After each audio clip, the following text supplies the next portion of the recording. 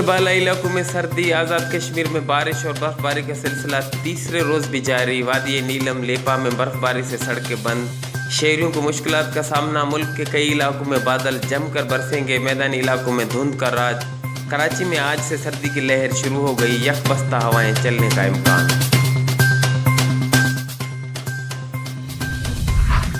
Brisbane test میں تیسرے روز کا کھیل جاری، آسٹریلیا کی 5 وکٹیں گر گئی۔ نسیم شاہ نے 154 رنز بنانے والے ڈیوڈ بونر کو آؤٹ کر کے پہلی انٹرنیشنل وکٹ حاصل کر لی۔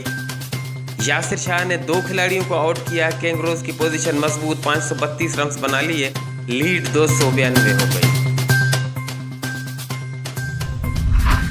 کراچی کے علاقے لیاقت آباد میں پانی کی پائپ لائن پھٹ گئی، سڑک بیٹھنے سے ٹرک پھنس گیا، واٹر بورڈ کا عملہ لائن کی مرمت کے لیے پہنچ گیا۔ HRJDO نیوز سے اب تک کے لیے بس اتنا ہی۔ مزید خبروں اور اپڈیٹس کے لیے دیکھتے رہیے HRJDO نیوز۔